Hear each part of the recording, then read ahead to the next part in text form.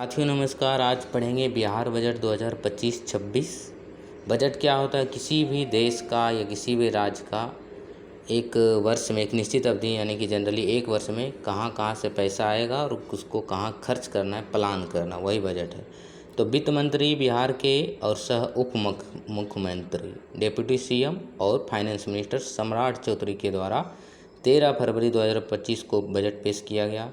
बिहार का बजट का इस बार का आकार है टोटल 3.1716 लाख करोड़, 3,16,895 करोड़।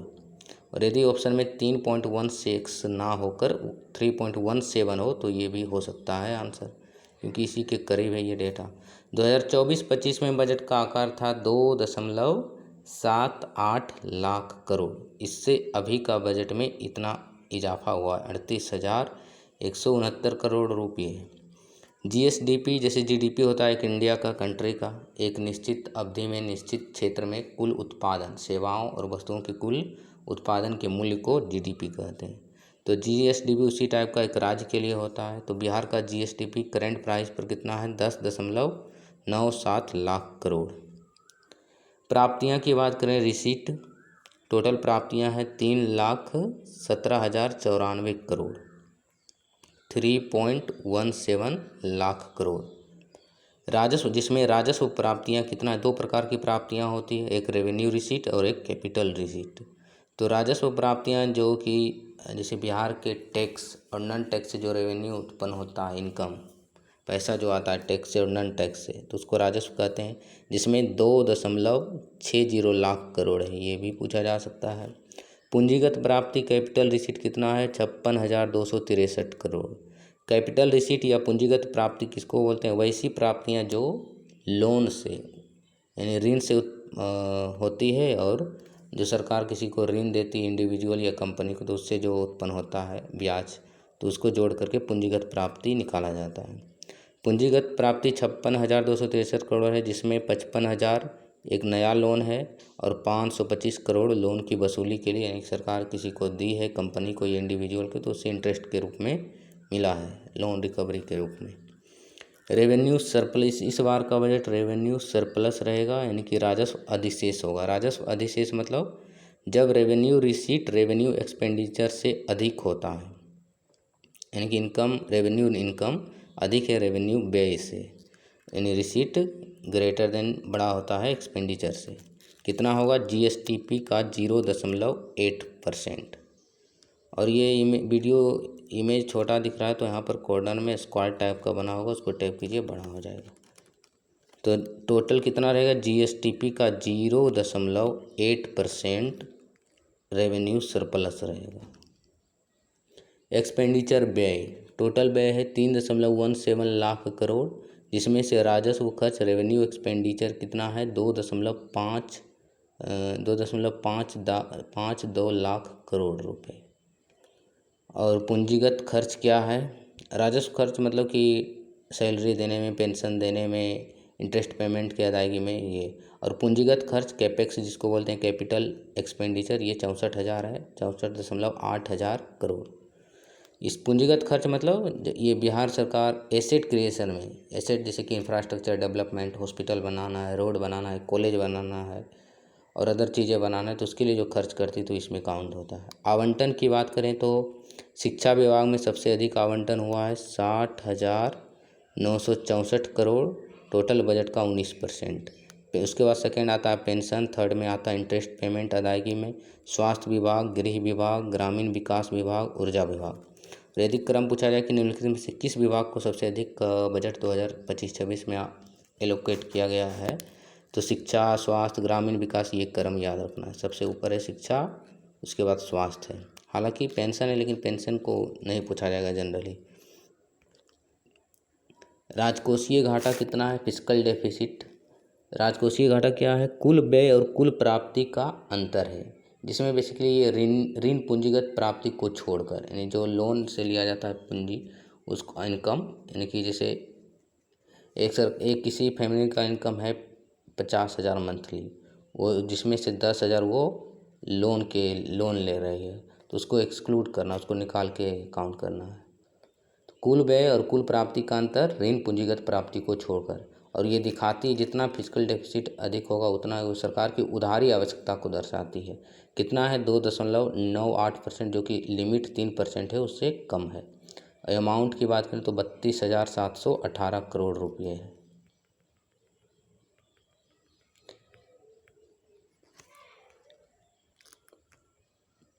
सात निश्चय योजना 2016 में स्टार्ट हुआ था, यही सीएम नीतीश कुमार के द्वारा, बिहार सरकार के द्वारा, जिसका अवधि था 2016 से 2020। अभी चल रहा है सात निश्चय योजना 2.0, जिसका कार्यकाल है 2020 से 2025 तक। इसका उद्देश्य क्या? बिहार के आर्थिकी को सुधारना, महिला भागीदारी को बढ़ाना, जलवायु पर्यावरण को पर ध्यान देना, कृषि का विकास, रोजगार प्राप्त करवाना। सात निश्चय 2.0 में क्या क्या शामिल, ये पूछा जा सकता है पीटी में। तो पहला है युवा शक्ति, बिहार की प्रगति, सशक्त महिला, सक्षम महिला, स्वच्छ गांव, समृद्ध गांव, सुलभ संपर्कता, सबके लिए अतिरिक्त स्वास्थ्य सुविधा, स्वच्छ शहर, विकसित शहर, हर खेत तक सिंचाई का पानी। और इसमें 5,972 करोड़ रुपये इन्वेस्ट किया जाएगा सात निश्चय 2 में।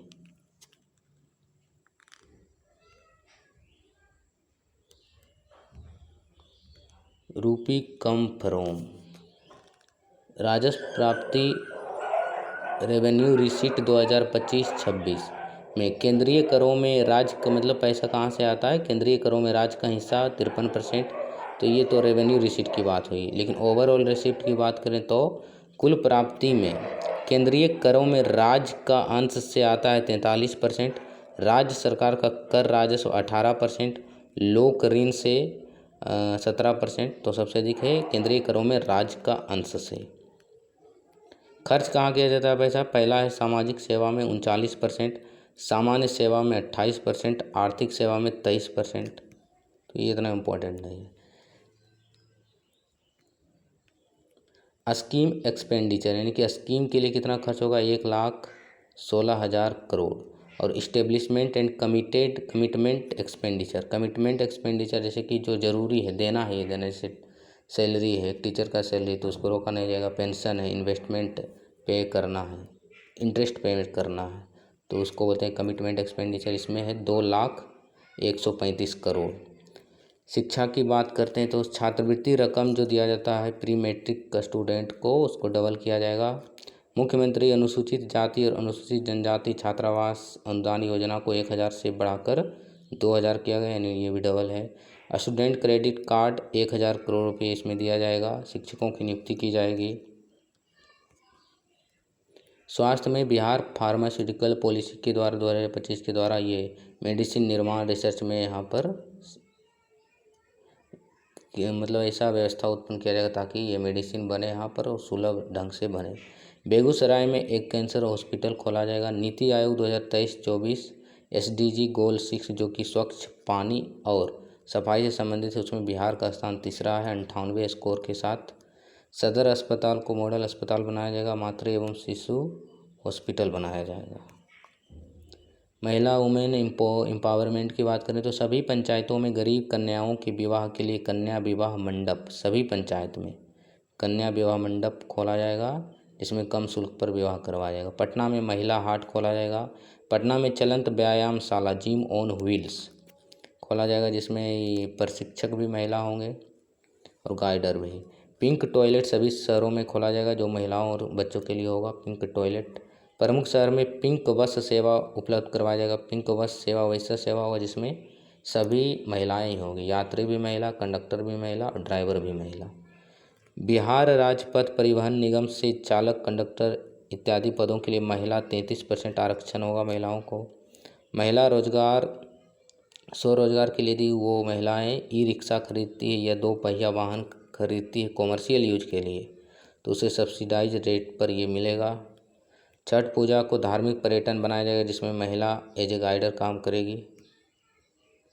राज्य के 21 कृषि की बात करते हैं तो राज्य के 21 कृषि उत्पादन बाजार का आधुनिकीकरण मॉडर्नाइजेशन किया जाएगा। राज्य सरकार द्वारा MSP पर AMU, A से अरहर, M से मूंग, U से उड़द, ये इम्पोर्टेंट है। तो ये 3 दालों को खरीदा जाएगा, अरहर, मूंग और उड़द।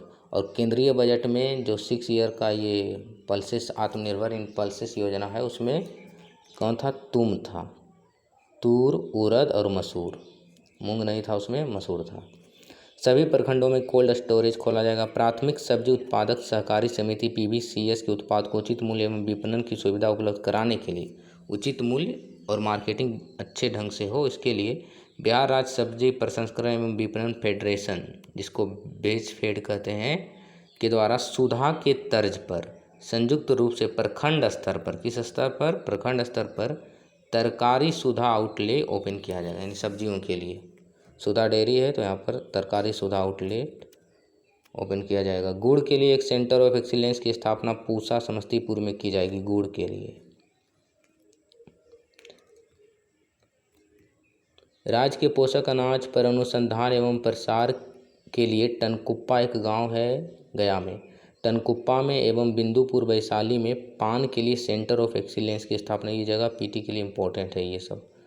जमुई के सिकंदरा प्रखंड के बहुवार नदी पर, किस नदी पर, बहुवार नदी पर सूखाग्रस्त क्षेत्र की सिंचाई सुविधा के लिए कुंडघाट जलाशय योजना का स्थापना किया जाएगा। कुंडघाट जलाशय योजना जमुई के सिकंदरा प्रखंड में, जमुई एक जिला है बिहार का, सिकंदरा प्रखंड है। कोसी मेची नदी जोड़ो परियोजनाओं को प्रस्तावित किया गया है। तो मेची किसकी सहायक नदी है, महानंदा की सहायक नदी है। पूर्णिया एयरपोर्ट जल्द ओपन होगा। बिहार ग्रीन डेवलपमेंट फंड की घोषणा 25 करोड़ का निवेश किया जाएगा जलवायु अनुकूलन और कार्बन न्यूट्रल बनाने के लिए। राजगीर, सुल्तानगंज और रक्सौल में एयरपोर्ट बनाया जाएगा, जिसमें से 8 न्यू एयरपोर्ट बनाए जाएंगे अलग अलग जगहों पर, छोटे और बड़े एयरपोर्ट। मौसम संबंधी आपदाओं को जोखिम को कम करने के लिए पश्चिमी चंपारण और भागलपुर में multi hazard early warning system के तहत हाइब्रिड डॉपलर रडार यूज किया जाएगा। कहाँ पर, पश्चिमी चंपारण और भागलपुर में जो आपदाओं के कारण जोखिम होता है तो उसका प्री वार्निंग या अर्ली वार्निंग दे दिया जाएगा, तो उसमें कम होगा जोखिम, जान माल की हानि कम होगी इसमें। देश में तेजी से विकसित करने वाला राज्य आर्थिक अर्थव्यवस्था के क्षेत्र में बिहार है सेकेंड स्थान पर। चावल का उत्पादन 21% बढ़ा, गेहूं का 10%, मक्का का 2.5 गुना प्रोडक्शन बढ़ा। एयर क्वालिटी इंडेक्स सुधार के लिए 1 करोड़ निवेश किया जाएगा। एयर क्वालिटी इंडेक्स में जो CPCB के द्वारा जारी किया था विभिन्न शहरों का, सेंट्रल पोल्यूशन कंट्रोल बोर्ड के द्वारा, तो उसमें कार्बन डाइऑक्साइड और मेथेन को शामिल नहीं किया जाता। ये PT फैक्ट है, कार्बन डाइऑक्साइड और मेथेन को।